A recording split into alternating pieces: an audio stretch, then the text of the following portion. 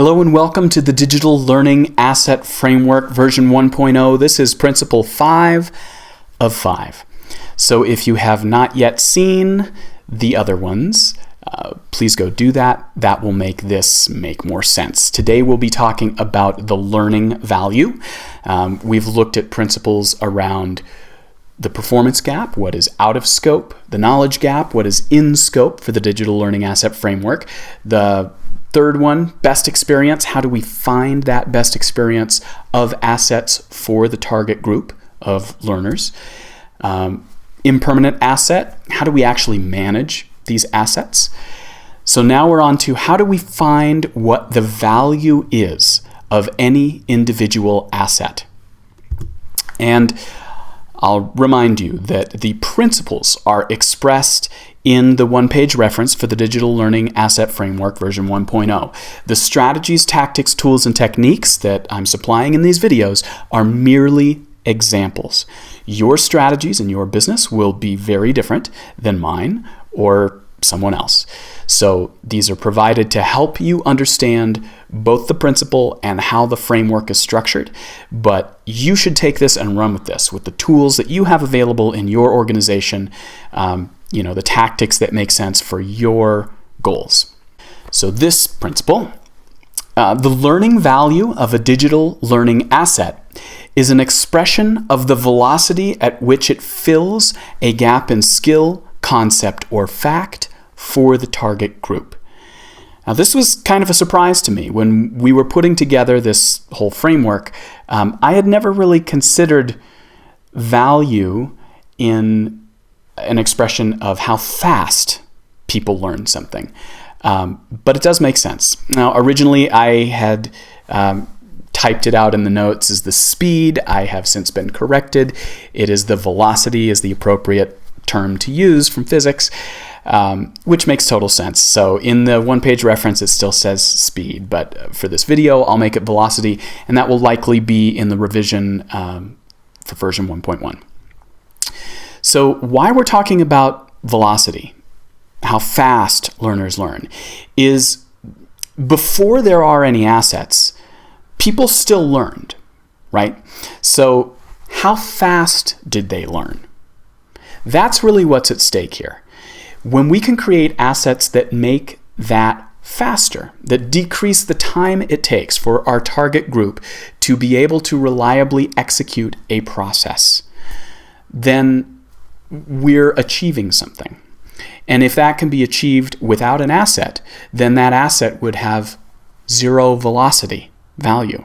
It's also true that if no asset was provided and people didn't learn, they probably wouldn't be around that long. If they left or were let go before they had the chance to actually learn the desired process correctly, that would also be a velocity of 0. But we can measure the difference between how fast people in our target group as an aggregate learn things and express that as value. This is something that, stick with me here, will make sense to the organization. So a strategy for expressing that value. Again, this is just one example strategy, but that generally an organization already has ways of analyzing value to make decisions. And in this strategy, we can choose to express that value in the same language and the same metrics that the organization is already using. Just to keep it low friction, let's use the numbers they use, let's use the expressions that they use so that they can understand it easier. Now, a tactic of being able to do that. So if it costs more to make the measurement than the value of the decision, then don't make the measurement. The learning value is only worth measuring when the value of the decision based on this data exceeds the cost of making the measurement. I think that's a fairly good tactic that you might want to consider adopting. A tool that we could use to do this would be to determine the smallest, cheapest, easiest way of producing data that suitably reduces uncertainty for the person making the decision. So I'm speaking a little bit esoterically here. A concrete example. So we want to make a decision, say as we did in one of our previous principles. Should this be delivered as a video or as an image and text? Well, we can determine that. And we can test that in a small, cheap, easy way. Now, before, when we were doing that, we were just determining what the audience can receive. Can they get the video? Well, now we can look at it in this principle in a different light, which helps them learn faster. And the technique is the same. The A/B test. Well, we give the image and the text to this group, subset of our target group. We give the video to this group, different subset of the target group.